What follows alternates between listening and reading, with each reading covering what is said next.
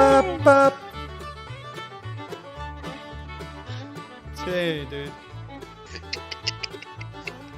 I got that on camera, man. Look how zoomed So in did- I am. Why?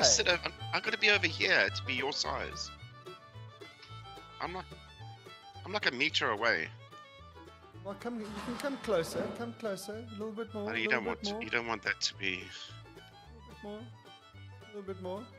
I mean, this Ah, cup of Leicester. This cup is the massive. disappearing cup. It's the size of my head. Leicester, what's happening, man? What's going on? Long time no What's see. poppin'? What's Speak here. cooking? I can see somebody's trying out a new webcam. Yeah, because guess what? Today I found out that my normal webcam is not working. And It's what happened to it? broken. What's happened? What It's Logitech? fucked up. Logitech always works, man. Yeah, well, you see, this is the thing, No. dude. I took that thing with me on my bike ride. And then since then, it was never the same. It's got traumatized. Yeah, I think the It's got traumatized. It doesn't do shock therapy. You joke, dude. I think that anything that was loose on my bike rattled off. Is no longer on your bike. Is no longer on my Yes. bike. So like, could we just have like a brief 20-minute summary of your trip? A 20-minute summary. 20 minutes. No. I'm dude. just kidding. Listen, so Yeah, no what's more than 38 slides, please. yeah. Keep it short. So what's To the cooking? point. Yeah, like death by PowerPoint. Have you started the Yeah, man. broadcast? Why? Yeah. Tell the listeners why we've not been on air for weeks. Because I've been traveling on my motorcycle. Oh, That's bravo. Oh, bravo. Where did you go? Oh, where did I go? I was hitting the Karoo, dude. You went into the desert So we to did find yourself. Yeah, well, yeah, it wasn't really the desert. It was actually looking pretty mighty fine. And he wasn't really lost. No. Well, I did get lost. Thank you, Garmin, for that. I mean, there's the story. In the middle of the Karoo, not a cloud in the sky, not a tree to be seen, Your GPS signal goes. acquiring satellites. Really? I could not get that thing to graph though. It There's was no satellites in the desert.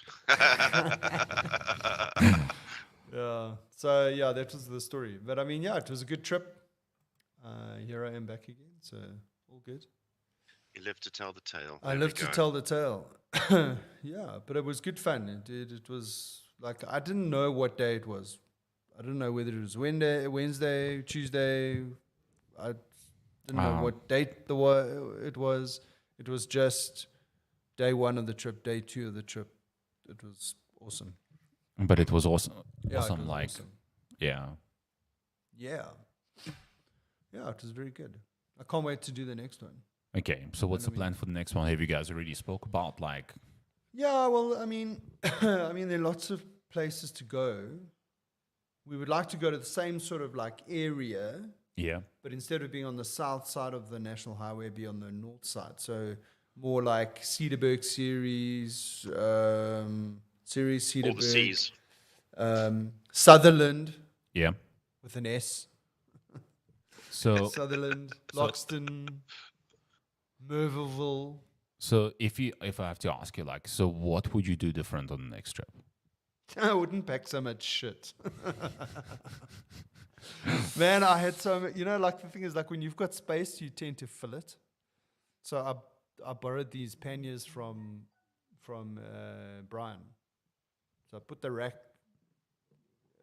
on my bike and I put the panniers on my bike, and obviously now I've got more space, right? So I've got my 40-liter waterproof bag, which I've got my clothes and all that stuff in. And then in the panniers, I've got my electronic stuff, and then the other stuff is tools and that kind of stuff. Dude, I was so heavy. There has to be a better way of doing it. Yeah.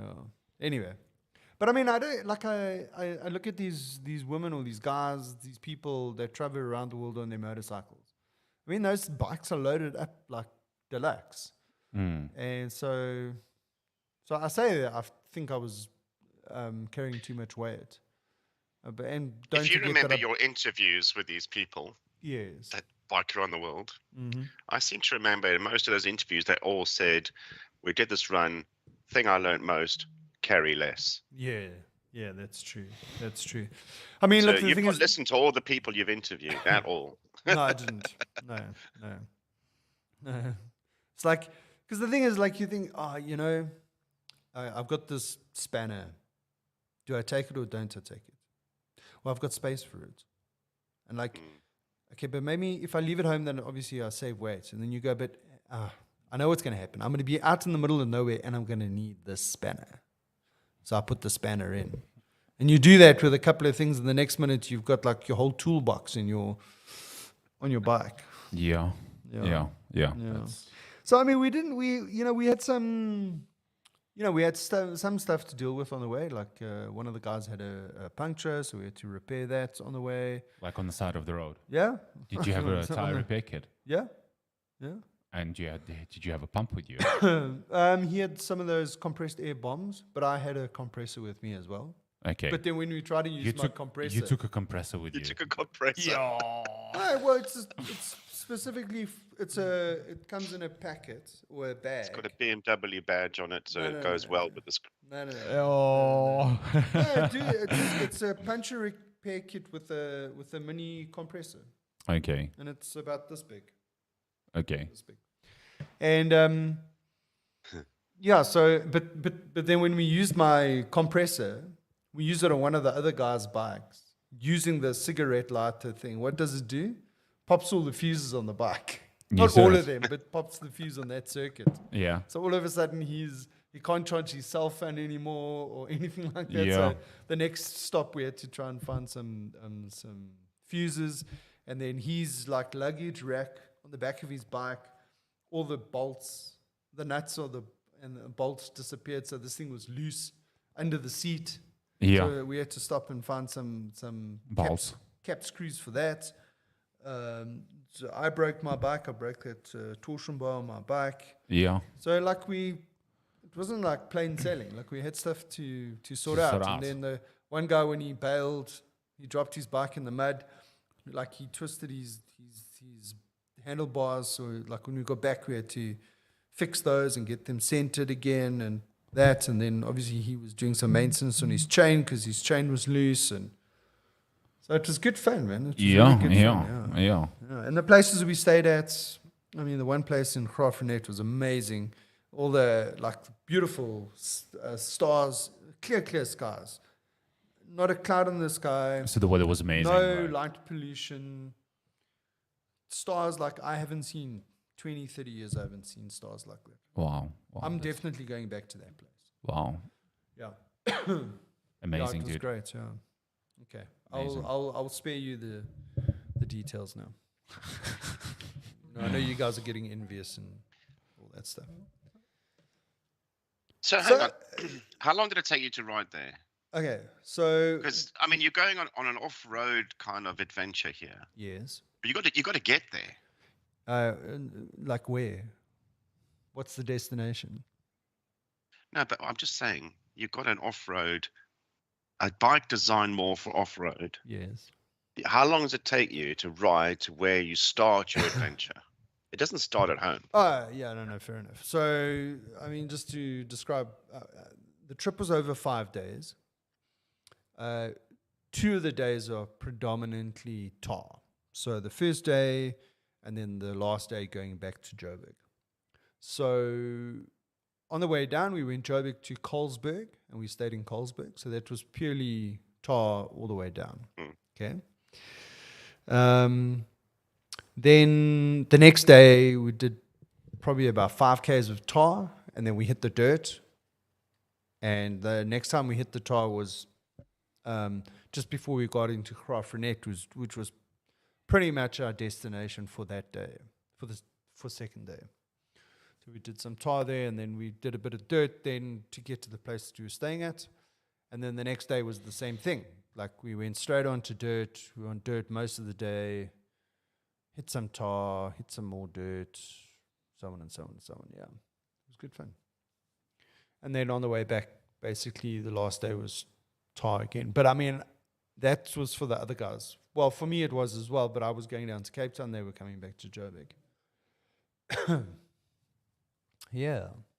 But I mean, this is one thing. What I was chatting to one of the guys that we did the trip with, and we're talking about doing the next trip, and we were saying, well, maybe what we must do is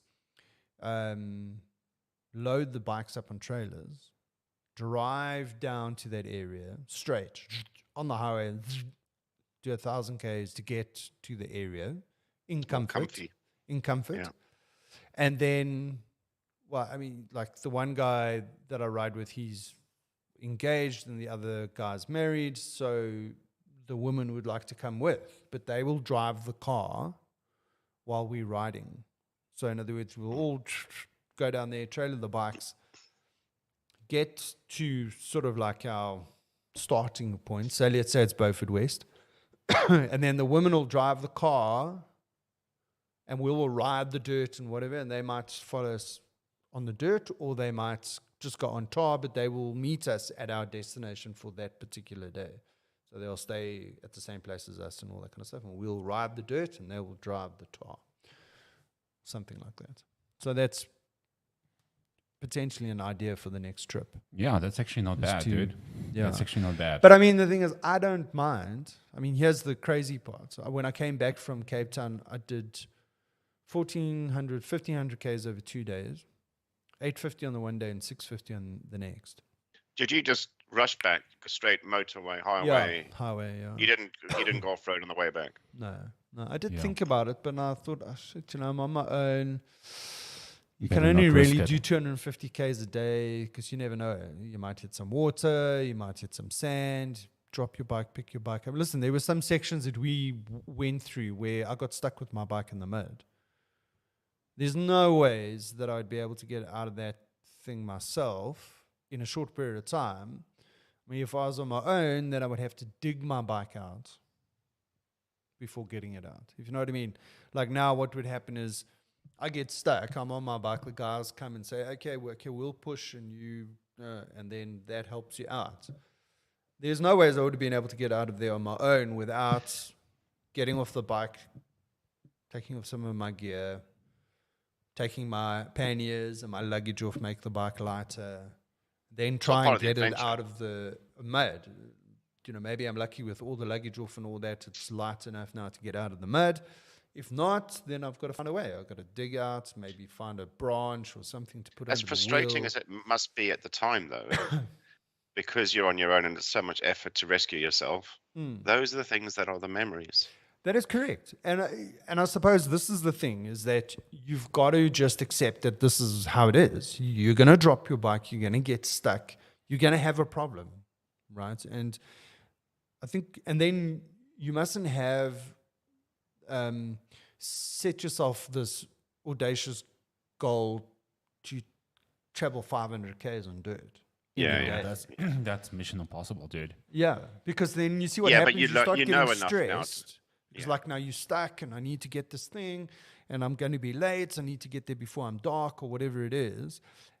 And the thing is that what you're saying is that you're actually supposed to enjoy the moment. Oh, man, take your gear off. Because this is what they tell you is like when you drop your bike, your natural reaction is to try and pick it up as quickly as you can. It's just like instinct. I don't know why it is like that. You're just like all adrenaline, pick the bike up. And they'll say to you, no, take your time. Take your kit, take your jacket off, take your time to sort the problem out. And like when we stopped to do the puncture repair, right? So what had happened was there are four of us, like there are two of us in the front and two like trailing a bit behind us, but we're riding together in pairs. So then what happens is I realized that the guy that was behind me, I can't see him anymore, right? So I slow down a bit and I see he's not coming. So then what I do is I like stop, and then the guy in front of me stops and like we wait a bit. Okay, no.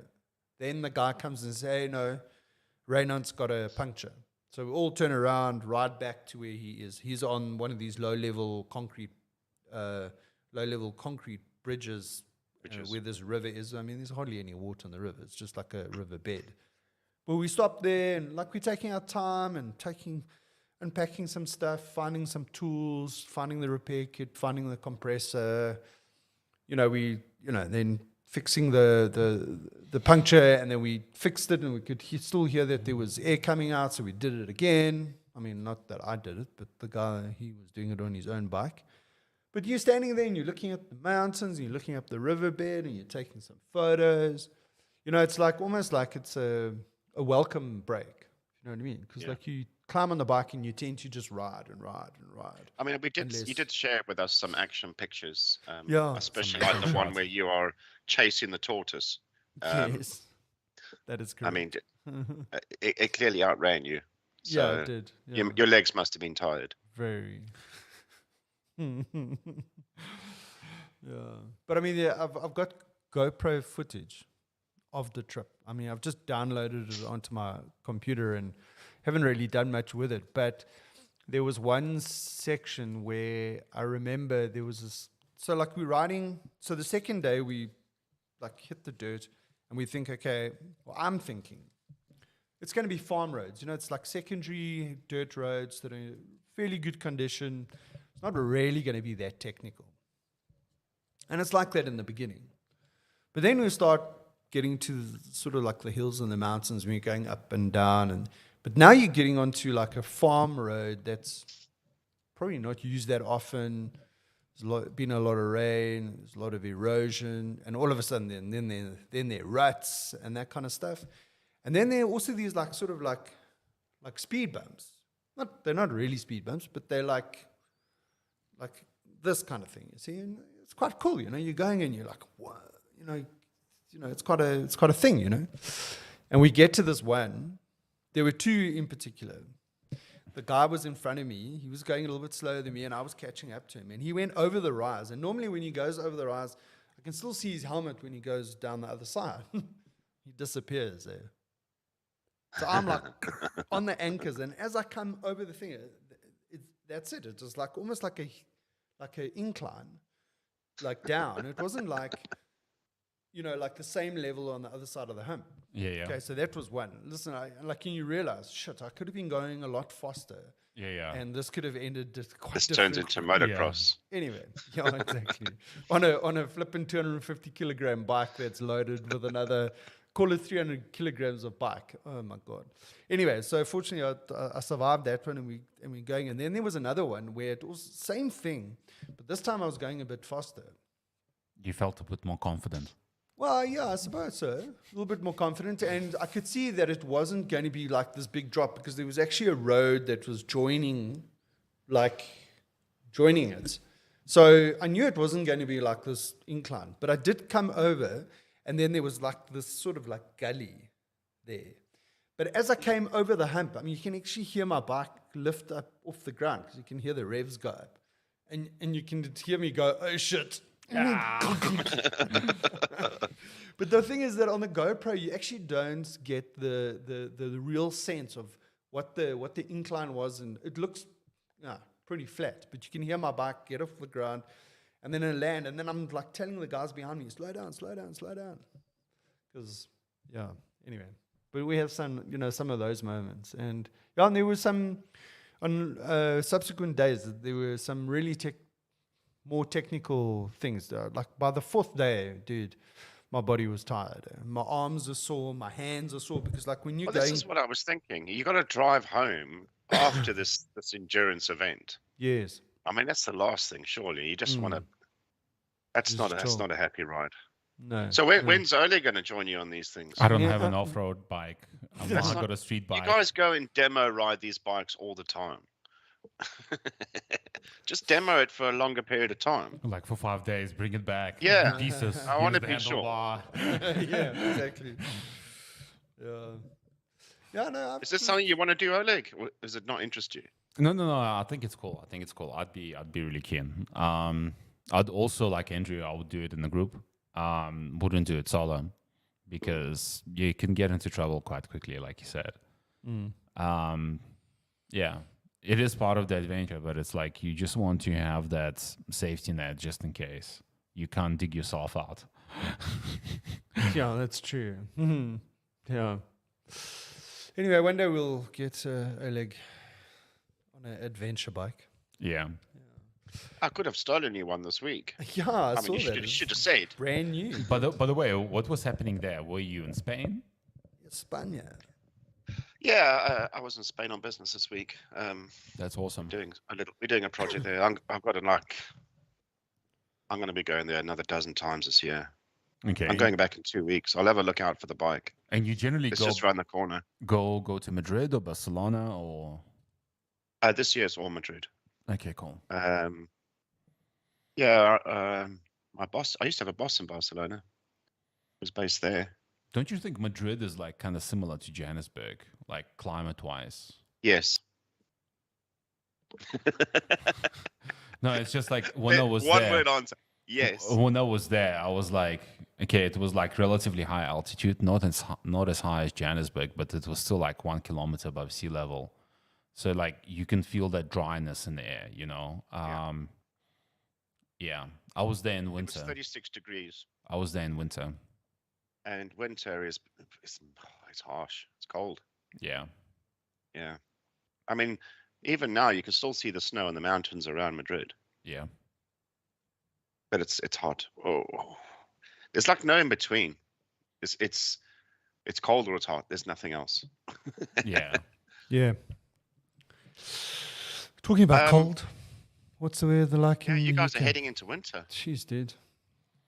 Rapidly. We having a rainy weekend and it's pretty cold. Yeah. Yeah, actually the temperatures dropped quite. Listen, when we left on our trip, I don't know if I told you this, but when we left on our bike trip, we left at like 6 o'clock in the morning. It dropped down to 2.5 degrees. Yeah. On the bike. Yeah. My hands. I You thought can I knock had. out gloves. I've got gloves, but Who cares about your hands? Your testes. So no, my testes were fine, thank you. No, I mean, you know, we've done those trips in the middle of July. It's 5 degrees, Yeah. right? You know what Andrew your hands are generally likes to do like at least one run a year Yeah. to what's the name of that place? It's not Paris. It's Denaceville. Niceville, where they have a Denaceville. motorbike museum, and generally like he would pick the coldest day of the year, you know, and it's like you get on the it's not going to be bike. busy. You get on the bike at 0, and then you start riding, it drops to minus, and then you're like, oh, I can't do it anymore. I need to stop and just defrost. And that's the worst mistake, is to stop. Because like you get Says to the guy with the heated handlebars. No. You got heated handlebars. Well, heated grips, yeah. But that doesn't work, man. That I mean, just keeps the palm of your hand warm. Who wants sweaty hands and, you know, like frozen hands on the outside and sweaty palms on the inside? No, thank you. It's not my vibe. It's the joints that get cold. No, Right, dude. that's It's the problem. It's these two fingers, dude. Because like when you're riding, you covering your clutch and your front brake. And it's these two fingers, dude. They're out on their own. Where's the camera? They're out on their own. And these two little boys get like really, really cold. Are we still talking about the fingers? So, dude, I'm talking There about. was the finger. I don't know innuendos what you're all talking over about. that. I don't know what you're talking These about. two little boys hanging out there in the cold on their own. Why he? But he did walk into that one, right, Lester? Yeah. Backwards, eh? Backwards. Yeah. So it was cold. And it's getting cold now. Yeah, in Johannesburg. Yeah, anyway. I think we can have a really cold winter. I don't know. What do you think, Alec? No, dude. No.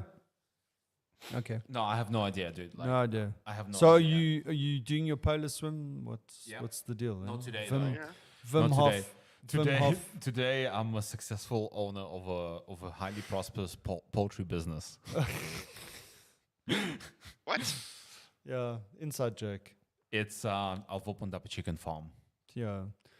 If you don't ride your bike in bad weather, this is a joke between the two of us, you know, then you're chicken, right? You just say that you're part of the poultry farm, yeah. Open up a poultry farm. Yeah. Because I said to him when he arrived, I said, where's the bike? Because he came in the car. Like if you look outside, it's like these clouds are pulling in. Yeah, Anyway. massive clouds, and it's been raining in the morning. I'm not sure like about this. And he area, doesn't like helmet hair on the podcast. Him or me? Well, yeah. What does your beard look like on after you take your helmet off? Oh well, look, I wear a buff, so it's all It's tucked in. tucked in. But you get I mean, your beard is a you buff get on beard its own. flow. You get what's known as beard flow. If you have an open face helmet and you're riding with you get this sort of like beard flow thing. It looks like this. Looks like you got your angry face on. Angry bird. Yeah, Angry Birds. Yeah, it's exactly what it looks like. Like that. So I was just looking at the news in preparation for our cast this morning. I'd see if there was any news going on. What you And did some obviously we've been- preparation? Yeah. Isn't that against the rules? Don't you guys do? No. that? I mean, Yeah. you don't think this podcast just goes swimmingly well on its own because we wing it? No, I thought it was because we were such great personalities. yeah, It naturally flows. and we can talk about. That's pretty what much she said anything. anyway. Yeah, including testes.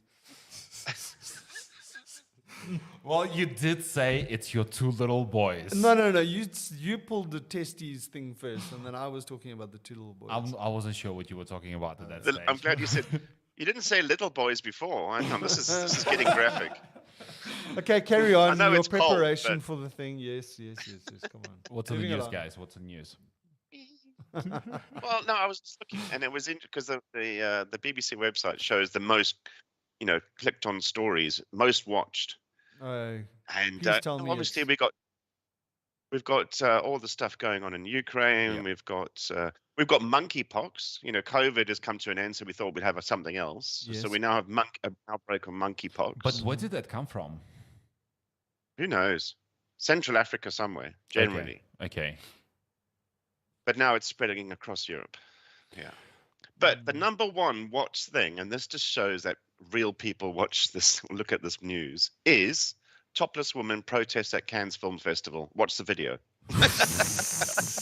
All this other news, but the most watched is topless woman.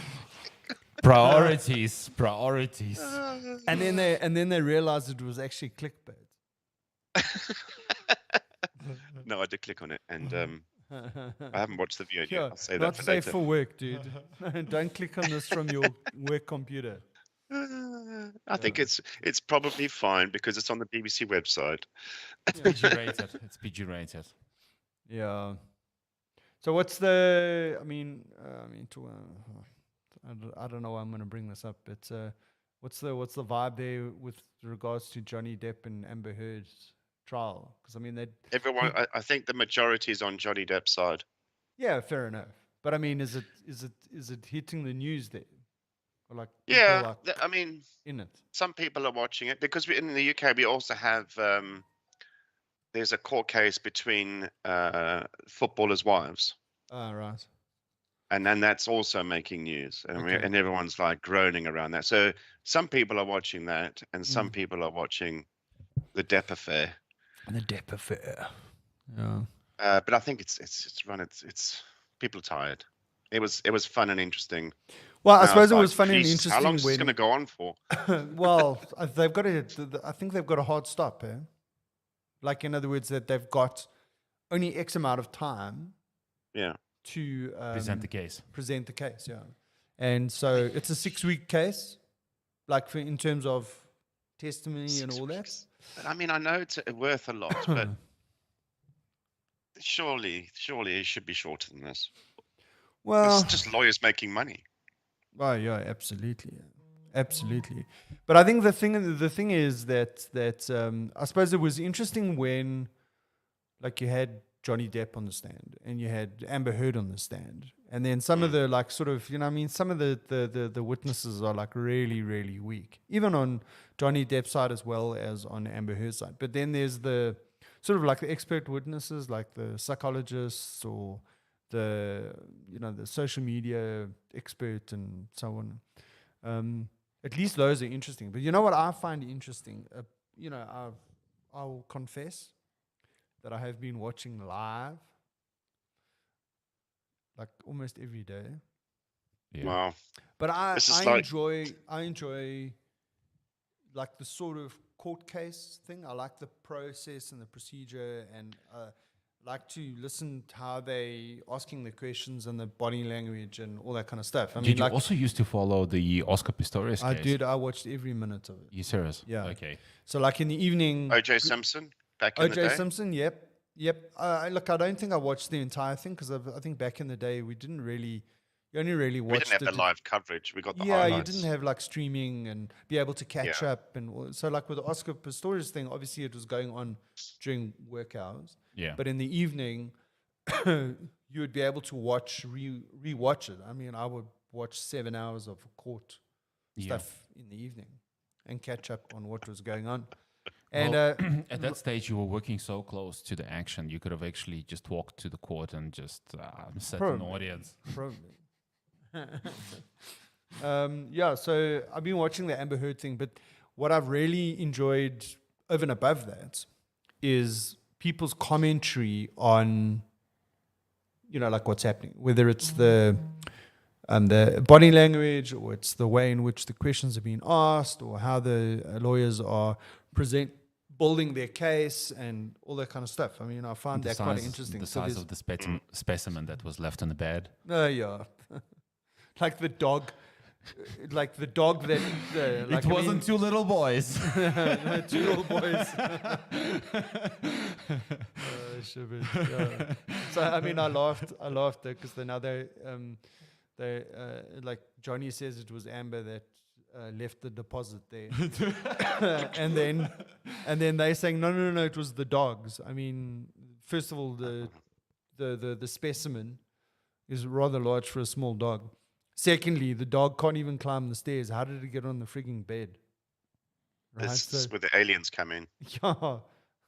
No, but then there was like, no, but the one dog can get on the bed and the other one can't. Okay, let's move the goalposts a little bit.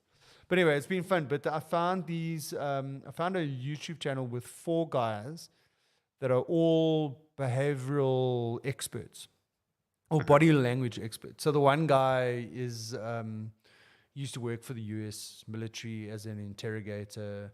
And there's another guy who he's also got, I think he worked for the CIA or the FBI or something like that. But he's got like, he said the other day, he's got more than 30,000 hours of like observing people. And then there's another guy who's like a body language expert, and he does more for corporates on how to present themselves and do presentations and all that kind of stuff. But he's also very skilled in this. And then there's another guy who's also got the same kind of background. And these 4 guys, they're not taking sides on whether it's Amber or Johnny. But what they do is they play you A clip. like a clip, right? They play the clip, and then they analyze it. And each guy has a chance to say, okay, this is what I picked up. This is what and it's... Do they hear each other's feedback on the same clip? Yeah.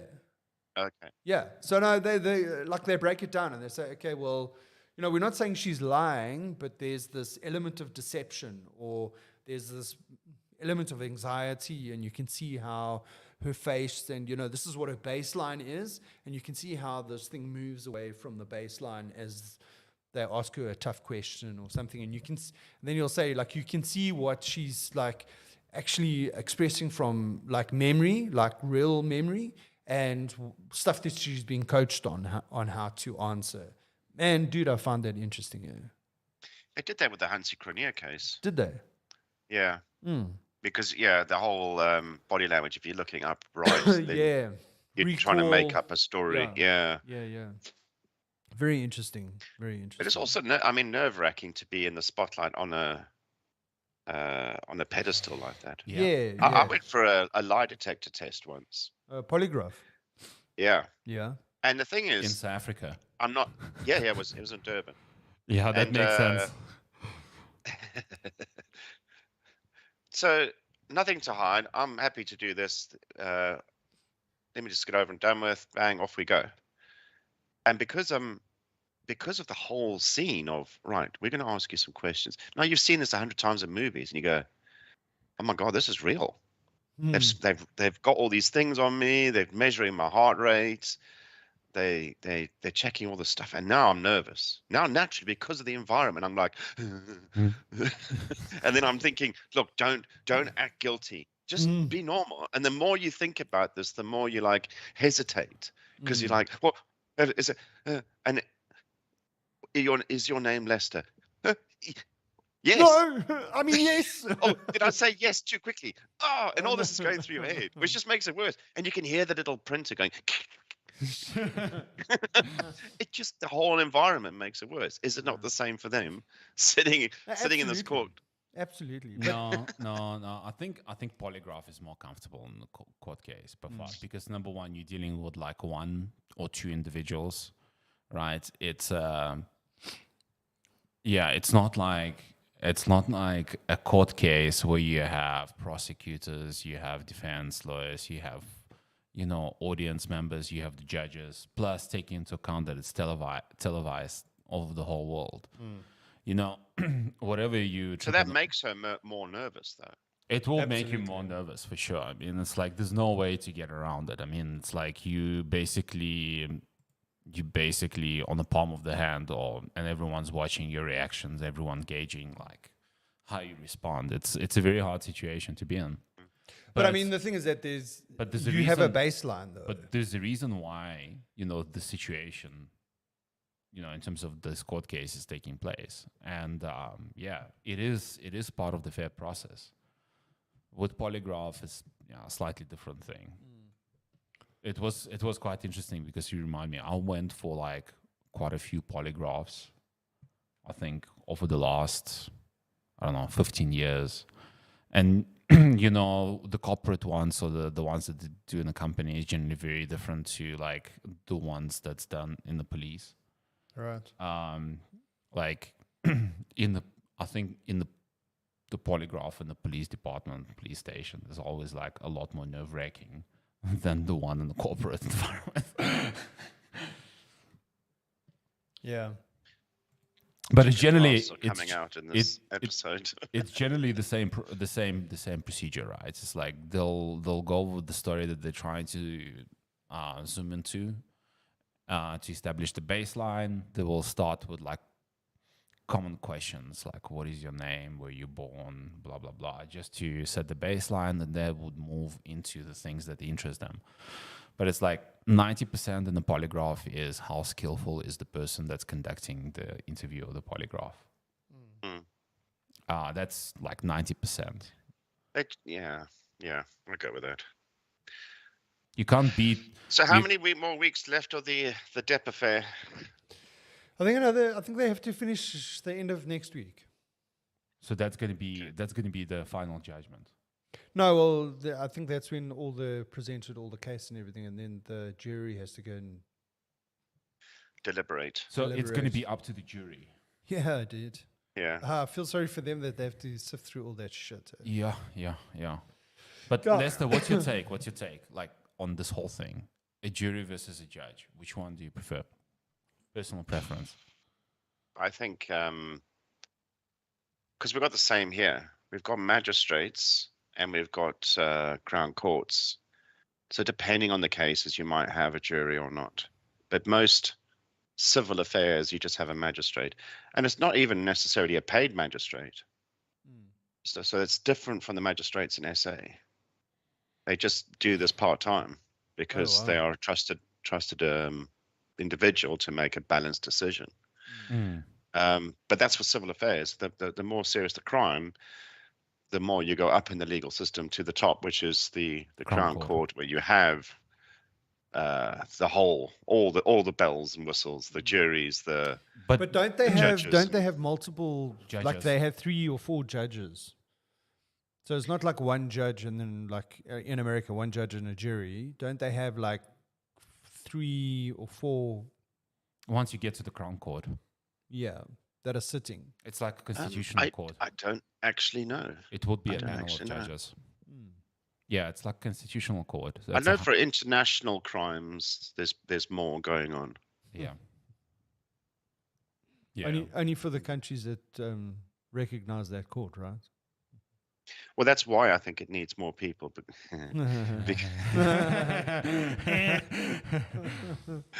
Yeah. Anyway, so Anyway, yeah, no, but I mean, think about this. The American, I mean, just think about this, right? So you've got this court case, you've got the jury. I don't know how many it is, 12, 20, I don't know. So now they've been given all this evidence, right? So now they've got to go back into a room every day and sift through this evidence and agree on what it all means and how it all fits together and, you know, what's plausible and what's not plausible. I mean, these are normal people. Yeah. Right? They're like you and me, and they've been selected based on, obviously, when they do Random selection. Well, yeah, they get randomly selected, but then they go through a process of jury. Yeah. yeah, Yeah. both sides get to choose. Yeah, and there's some rules around and that and whatever. So okay, so now you've got these people. For Johnny Depp to win his case, or Amber Heard to win her case because she's countersued him, if I understand correctly, it has to be unanimous, right? So let's say it's 12 people. You've got to get 12 people to agree on all this evidence that this is what it means. You know how difficult that is? It's harder than a murder case, potentially. Yeah, I suppose so. I mean, I suppose, and you see that like all the evidence has been presented, not all the evidence, but a lot of the evidence that is being presented is like very like, not hearsay, but it's not like Wishy-washy. a forensic. You know, we Definitive did a blood test, a DNA test, a hair sample. Yeah, there you go. Proof. Soil sample.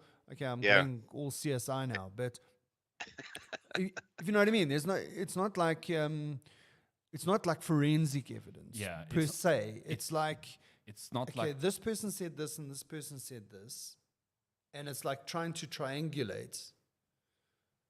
Like, okay, what's really the truth, right? Because like what's happened is you've got one person that says, I never saw Johnny Depp hit Amber Heard. And actually most of her witnesses also say they never actually saw him hit her. They saw injuries on her after what she said was an incident. There's only one person that has said, and I'll speak under correction, there's only one person that said that she saw him hit her on one occasion, right? And that's the sister. And then there's other evidence to prove that what the sister said in court is not actually what she said at the time of the incident to other people. And some person's actually written an affidavit to say that, no, this is what you told me at the time. Ding. So, yeah, it's very difficult. Because it's not like, this person saw him How long do can it. you keep I'm just thinking, if I was in that jury for 6 weeks, they spend so much time going through something. After 8 hours, it gets to the end and it's like a moot point. But like like, guys, can I ask you something? Like I would imagine there's like a charge sheet, right? There's like a list of charges well, maybe not quite the charge sheet, but because it's a civil case, right? Yeah, so he's suing her for defamation. So like number one, the charge is defamation. Is the evidence presented meet that criteria? Like, Well, but you see, this is the problem, is because It's two so cases going on at once. okay, what is defamation? Is someone's publicly said something about you that's not true. yeah. Okay. So first of all, what you got to do is you got to prove. That it was said Well, in first of all, public. for But I thought now, that's easy. She posted it on like, social media. yeah, but she didn't use his name in the op-ed, right? So already there's this like, okay, but no, I wasn't talking about Johnny. Okay, but who else were you in a relationship with 2 years ago? Because when she says 2 years ago, I became a spokesperson for domestic violence or domestic abuse And she intimates that it's because of her personal experience. Okay, 2 years ago, she got divorced from Johnny Depp. Okay, she doesn't use his name, but there's this inference. Now, they got to prove that she was actually talking about him. Okay, then they've got to prove that what she's saying is untrue. Now that's where you've got to go through all this. He said, she said, Yeah. to try and get, okay, did he actually abuse her? Because if he didn't, then what she's saying is not true. And, was she actually talking about him? How do we prove that she was actually referring to him? So you've got to be like, okay, well, who else were you involved with? As an example. And then she doesn't want to say that she was having an affair with other people and it was that person that that assaulted her. Was it Elon Musk or was it James Franco? Like, who are we talking about? Was she dating Elon Musk? She did. And Yeah, I'm yeah, not 100% sure of this, but she's got a baby now. I don't know who the father is, but there is a story Let's start that some rumors. there is a story that Amber Heard and I was going to say Johnny Depp. Amber Heard and Elon Musk had stored embryos, and they were fighting over whether they should be destroyed or not. So there is a good chance, this is conspiracy theory, that the father of her child is Elon Musk. It's not Johnny Depp. But not Johnny Depp. Okay. I don't think so. Because she was pregnant. Well, I don't even know if she was pregnant, but she's got a baby and the baby's like 18 months or 2 years old. So it's after Johnny Depp. So I don't know what the story is there. But I mean, I can start spreading some rumors. But Yeah, but I that's mean, actually she was stuff involved now, with, she dated Elon Musk for a while, and she was also involved with James Franco, and then there's apparently other people as well. Other dudes. Yeah. Okay. But she doesn't want to, she doesn't want to, I suppose, I don't know. Was she messing around while Johnny was away? I haven't really gone down that rabbit hole, but there is some Insinuations. around that. Yeah. And I mean, Allegations. she's not coming, allegations, and she's not coming out and saying, well, I was actually involved with this person, and it's actually, it wasn't John, I don't know, because this is the thing. She's saying that Johnny Depp abused her, right? So she's almost like, well, she's saying that Johnny Depp abused her. So if she's talking about domestic violence and abuse in the op-ed, by inference, she's talking about Johnny because she's accused him of that. And that's the thing, is they're trying to say, well, you might not have said his name, but you had already publicly said that he was abusing you. And then you went and you wrote this op-ed. You didn't use his name, but can we not connect the dots, right? Problem number one. The other thing that they went down, and obviously they're now trying to... Did she publicly say in the court, no, wasn't talking about Johnny Depp, I was talking about this individual? Well, when they were questioning her on it, she was saying she was talking in broad terms about... And then she actually said... other people other than Johnny, right? So I need to actually go back and re-listen to exactly what she said when she was asked the question, when they were asking her about the op-ed.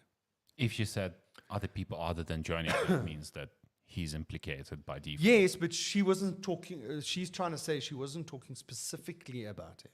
So she hasn't really defamed him per se, because she didn't really use his name. You don't need to. Well, this is the thing. This is what the jury's going to have to You don't determine. need to. Yeah. Yeah, that's it. They've got to look at what are the rules around defamation. What classifies a defamatory statement or something like that. They then have to take her testimony and say, well, she said that she was actually referring to a whole lot of people, including Johnny. So, yeah, there is an element of defamation there. There's no element of this defamation. It's like, can I draw a parallel? It's of course it's not exactly the same parallel, but like third-degree murder, or how they like to call it in the US, manslaughter. Yeah. You could fire a bullet in the air, simply in the air, right? And then that bullet ends up and kills somebody. You had no intention of killing that individual, but you still caused it caused, death or Yeah. let's just say injury to an individual that you don't even know, haven't met. You still Yes. are responsible for the damage you caused. Sure. but Whichever way. Yeah, sure. But the thing is that, like, for defamation, it's got to be specifically about, it says there, defamation is defined as an unlawful publication of a statement made by one person, the defamer, about another person, the defamed. So that's the thing. Is Names must be mentioned. well, or by inference, I would imagine. If you can prove don't that there think- is no other person that she's talking about but him, and that if people were to read that article, they have no choice but to know who it is because of XYZ. That's when you could join the dots. But it's about getting there. But the other thing that I found quite interesting was this whole thing of her donations. I don't know if you know much about that. No. So she had said that she was going to generous individual. Yeah, she was going to donate all of the money that she got out of her divorce with Johnny Depp. She was going to donate it to charity, and she pledged 3.5 million to the ACLU and 3.5 million to some other children's thing, right? Hang on, ACLU. The university? No, it's not a university. It's the American Cultural Liberal something. They human NGO. rights. They like human NGO. rights and that kind of stuff. Okay, all right. So, but she hasn't paid all the money. You see, She hasn't paid all the money, or She- she hasn't paid any money. she's paid some money, but she hasn't paid all the money. So she hasn't paid the money that she's pledged to pay. Yes. Okay. Well, she's got a lot of But when she expensive was in legal the court, fees. when she was in the court case in the UK, and this was when Johnny was suing the Sun, I think it was. Probably. So And- it's usually the son. Yeah. And she had testified in there and said that she had already donated all of the money. And she had made this under oath. And depending on how you pledge the money in America, there can be a legal aspect to it. In other words, it's legally binding that you Yeah. donate the money. If you pledge it, I promised to pay the bearer. and there is legal recourse if you don't fulfill that pledge, right? So this is the thing, and so I suppose they're attacking her credibility. So she says that I donated all the money, and she also said it on an interview on a TV show. She said she had donated all the money. Now all of a sudden she said, no, I pledged the money. So in cross-examination, Johnny Depp's lawyer is like, okay, but you haven't paid all the money. You haven't donated all the money. She said, no, I pledged all the money. She's like, no, that wasn't my answer. You haven't donated the money. No, I have. I've pledged all the money. So this is the thing is, they're having this like semantic conversation. Dude, you must go watch it. This lawyer is like a flippin' bull terrier, boy. She does not let go. I'm going to wait for the movie. Do you think they'll star as themselves? Jeez, dude, they won't. They can just make a documentary and just take footage from the trial. Netflix. Netflix, yeah. But anyway, it's. But eventually, she got to the point where she got her to admit that she has not paid all the money yet. So now all of a sudden they're saying, but hang on a second. Now there's this, the ACLU and all these people now can sue her. And there's a perjury implication, and so this is not going away soon. There might be some spin-offs from this. Yeah. Anyway. Amber Heard Still think it versus should be wrapped up in 6 ACLU. weeks. Yeah. Amber Heard versus another charity. Mm. Amber Heard on perjury trial. Yeah. Yeah. Tune Anyway. in for season 3 of Amber Heard's next court case. Yeah, exactly. And it sounds like, and then I saw a thing on the news come through that they're having an emergency meeting about editing her out of the Aquaman 2 movie, and so Oh, for goodness sake. yeah. And I'm sure there are more important things going on in the world. Just one or two. Yeah. That's interesting. Yeah. So I saw a thing during the week that was it Didn't someone win the lotto or the lottery somewhere? Was it in Europe or in Yes. the UK or? The Euro Millions, which is Yes. across the UK and several other European countries. Yeah.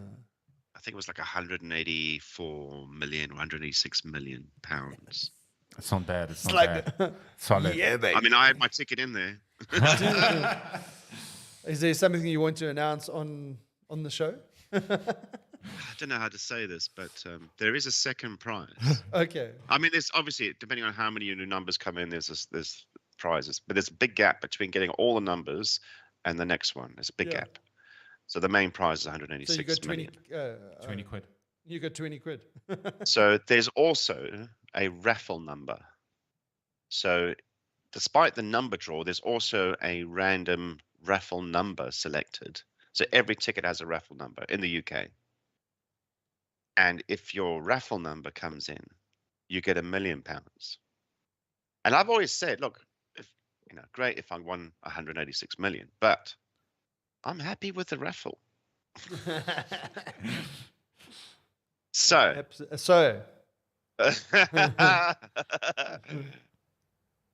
this is the time for me to confess that in that Euro Millions draw, I didn't win a penny. The anticipation was like, go for it. Build up the story and then prick it. Well done, dude. Well done. That was well executed. That was well executed, yeah. Oh, it's brilliant. Brilliant, yeah. Everyone yeah, was sitting on the edge it's of drawn the twice seat. a week. Is it Drawn twice a week, so So when can still last did happen. someone win that thing? I think that's the biggest prize money. Oh, okay. Because they used to, when they got to about 150 million, they used to go, right, if there is nobody who wins it, it goes to the next level of winning. So you could have 5 instead of 6 numbers and all the bonus ball numbers. But it goes down until eventually it's one. Yeah. But then obviously you're sharing it with a lot of people. Yeah, there's a lot more people that are going to, which is still fine. I mean, we're talking 150. Yeah. I mean, you got to share with 150 people? Oh dear. Oh dear. It's okay. Anyway. Yeah. So it's already up to 20 million again. Oh wow. Yeah. Twice a week. Yeah. Somebody's in your talking about- preparation for the episode, did you check on what's happening today in the world of history and Well, it's National Wait Staff Day. wait staff? So so it's trying to be politically correct. So if you're going out to a restaurant or wherever, Oh, waitron. wait staff, yes, Ah, I the see. waiters, the you were- garçon I of the thought you were world. talking about wait staff. I'm thinking, what's that? Weight Watchers and that kind of thing. Yeah. No, Yeah. yeah, no. yeah. Huh? No, screw that. What are you going to do when you celebrate Weight Watcher Day?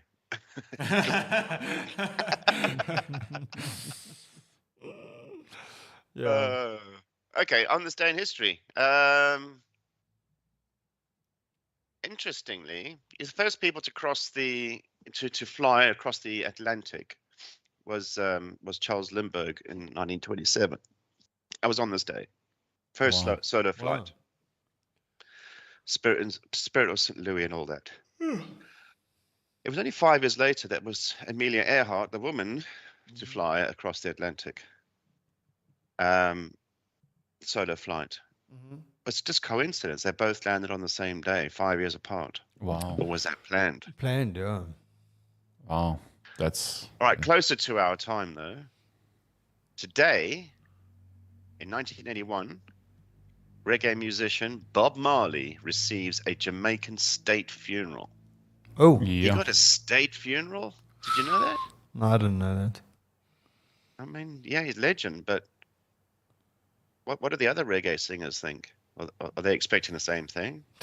Is Usain Bolt, when he dies, is he going to get a state funeral? For sure. For sure. Probably. For sure. Yeah. Celebrity birthdays. Hmm. Mr. T. Oh. Mr. T turns Tell me 70 a fool. today. Who's Mr. T? I ain't getting no chopper. Yeah. Who's Mr. He's a T? fool. Don't you remember the A team before your time? Ah, yes, yeah.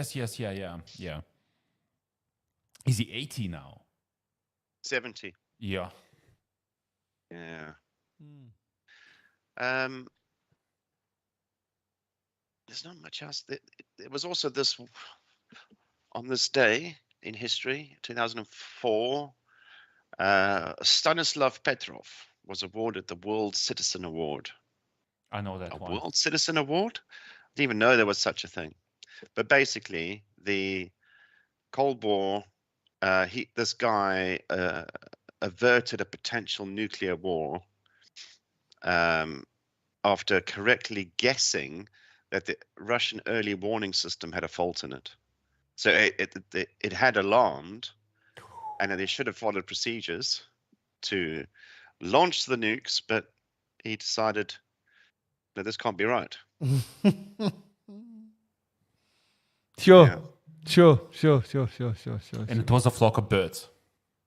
Was it? It was a flock of birds, yeah. Oh, wow. It was a flock of birds. Wow. That's hectic, eh? And he was alone. And he had to make that decision alone. He had to on make his that own. decision. Yeah. Yeah. Well done, dude.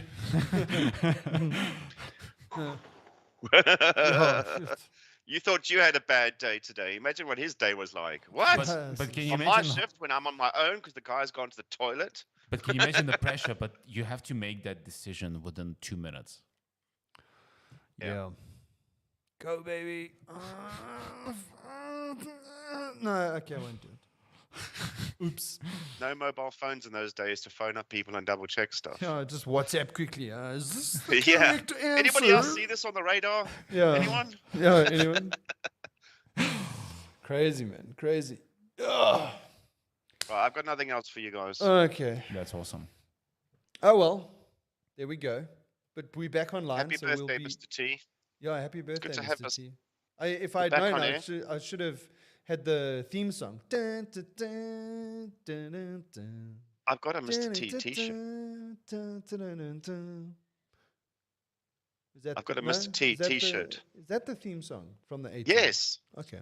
Dun, dun, dun, dun, dun, dun, Yeah, you even got him dun, to do it. dun, Yeah, dun, wow. dun, dun, Wow. dun, dun. What night of the week was it on TV? Monday night. Was it? Yes, I'm you just guys- guessing. You guys still remember? Okay, No, quickly before we Well, go. no, it's quite easy because all of those were always on a Monday at Yeah. 7 o'clock. Yeah. But then Chips, remember. yeah. Okay, what are the TV series that you can remember around about that time, right? That you used to enjoy in the What same was it? sort It of was like not- thing. It's like. Can you remember? We had Knight Rider in those Yeah, days. Wasn't Knight it Knight Rider. Rider, There was yeah. Knight Rider. Airwolf came a bit Airwolf, later. yeah, Airwolf. Magnum PI. Magnum. MacGyver. Magnum was Saturday night. MacGyver. Oh, MacGyver. What Yeah. else was there? Trying to think Don't what else send there us was. Down this road. No, but I mean, those were the main. There was another one with a motorbike. What was that? That was the. Oh, Chips. Yeah, well, there was Chips. Yeah, there was Chips. But then there was the other guy with the almost like Knight Rider, but he was on a motorcycle. Used to be on a Saturday night. Magnum PI was on a Friday night. Friday or Saturday. Yeah. Wednesday night was who's Who's your the boss? boss? Who's the boss? Three's Company. Three's Company.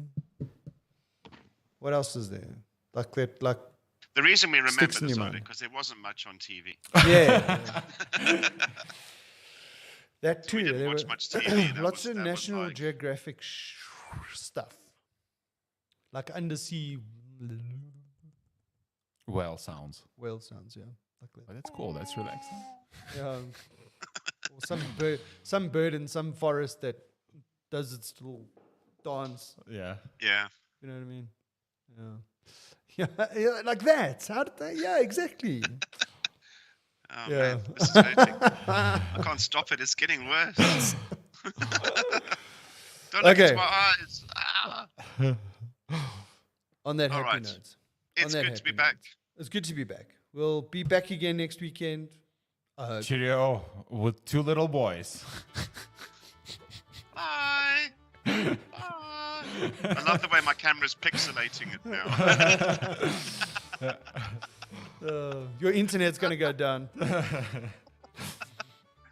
I'll catch you guys next week.